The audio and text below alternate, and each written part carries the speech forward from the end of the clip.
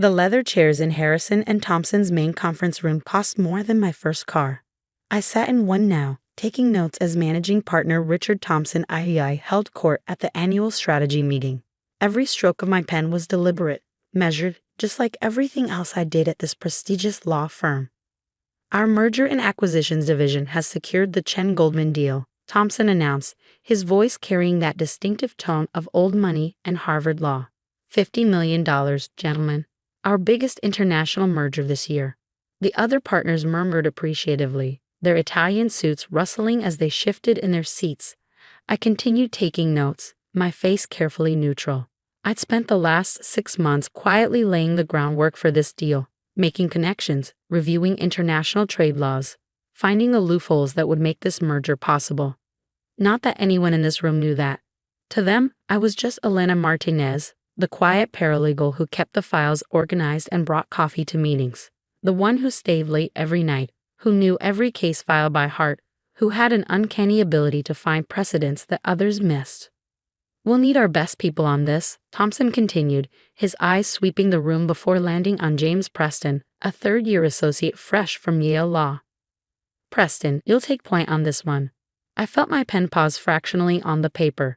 Preston had never handled an international merger. His experience was limited to domestic acquisitions, and even those had required substantial cleanup from other attorneys. Sir, I said quietly, speaking for the first time in the meeting. The Chen-Goldman merger involves complex international trade laws, particularly regarding technology transfer between. Thompson's laugh cut me off. It wasn't a kind sound. Elena dear, he said, his smile dripping with condescension. Stick to filing, would you? Leave the real legal work to qualified attorneys. The room filled with chuckles. Preston smirked, already imagining his name on the deal that could make his career. I returned to my notes, my face betraying nothing.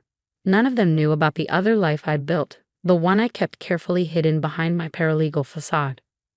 They didn't know about the nights I spent teaching advanced international law as an adjunct professor at Columbia Law School, or about the papers I'd published under a different name.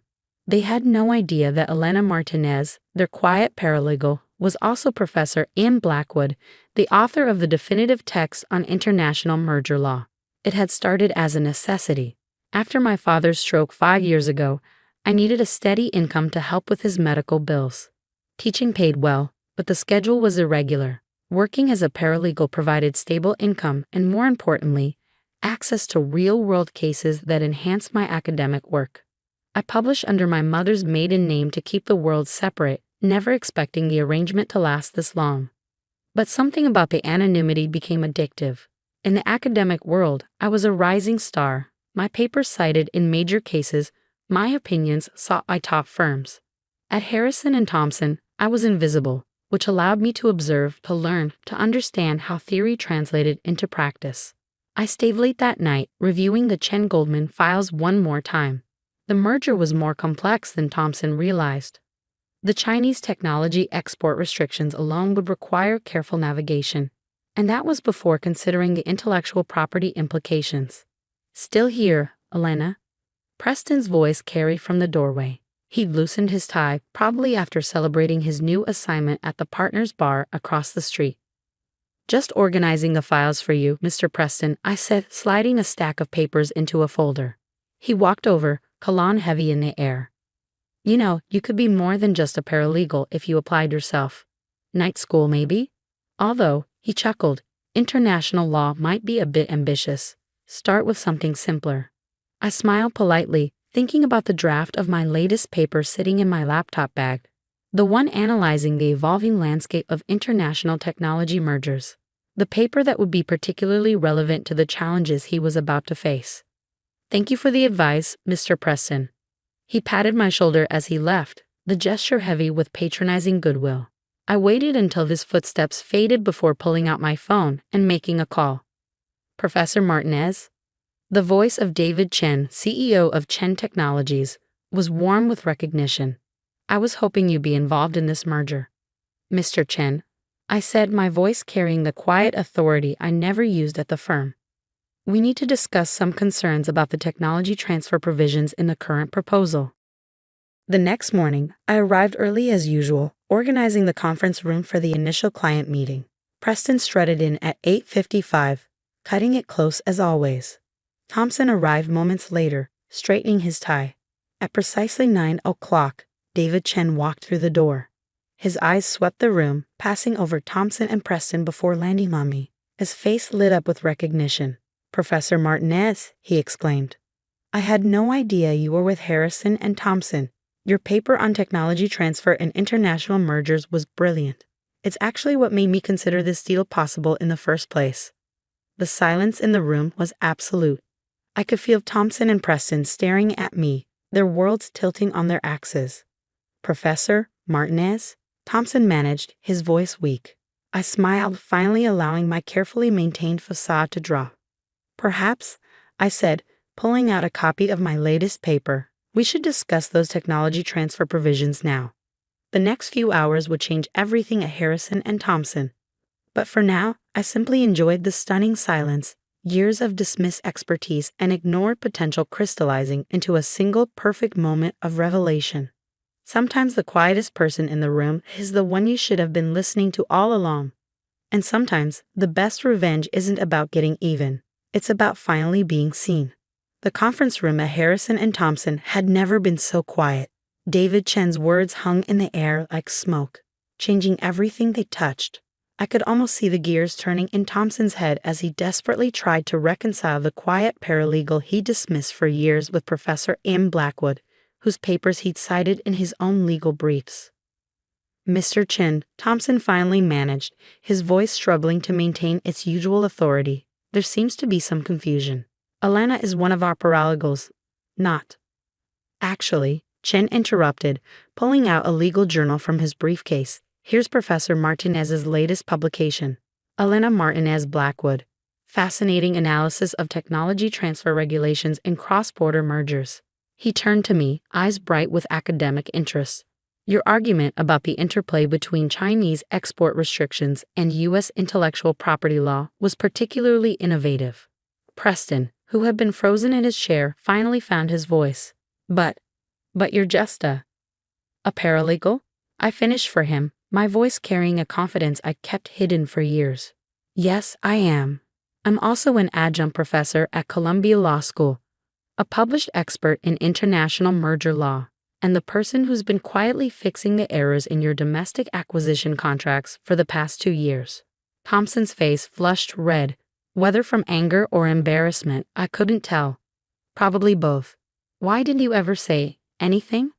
"I did," I replied calmly, opening my portfolio.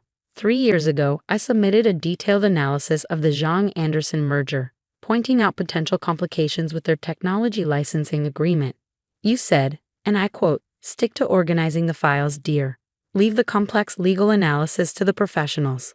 I pulled out a copy of that very analysis. 6 months later, the exact issues I identified derailed the merger. The memo you dismissed could have saved the firm millions.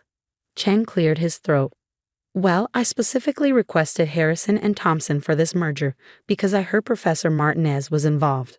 Her expertise in navigating Chinese technology export laws is exactly what we need." He paused, looking pointedly at Thompson. "I assume she'll be leading the legal team." The next few moments were a masterclass in watching a powerful man swallow his pride. Thompson's jaw worked silently for a few seconds before he spoke. Of course.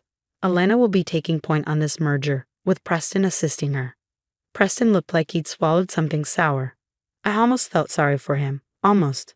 "Excellent," Chen said, standing. "Professor, shall we discuss those technology transfer provisions you mentioned?" The next few weeks were a study in organizational dynamics. Word spread quickly through the firm about my other life. Partners who had never bothered to learn my name suddenly found reasons to consult me on their international cases.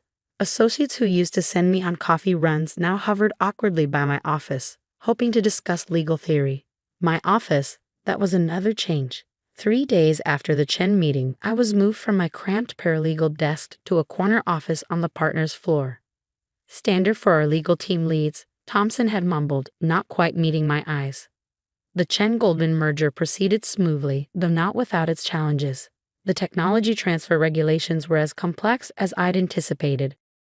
But I'd spent years studying these exact scenarios. When Chinese regulators raised concerns about intellectual property protections, I was ready with a solution I outlined in my latest paper. Brilliant work, Chen commented during one late-night negotiation session. You know, I always wondered why such an accomplished scholar would choose to work as a paralegal.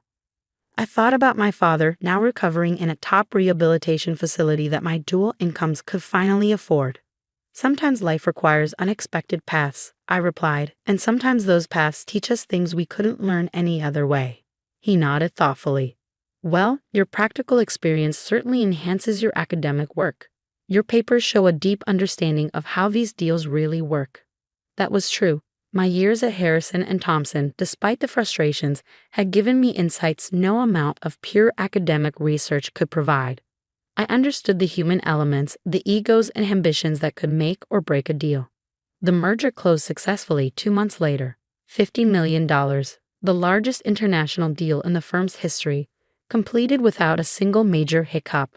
The celebration party was held in the same conference room where I'd taken notes for so many years. A toast, Thompson announced, holding up his champagne glass, to Elena Martinez Blackwood, without whom this deal would not have been possible. The words seemed to cause him physical pain, but he managed them. I accepted the toast gracefully, sipping my champagne and watching the room. Preston stood in a corner, his expression a mix of resentment and dawning respect. Sarah from the paralegal pool caught my eye and gave me a subtle thumbs up.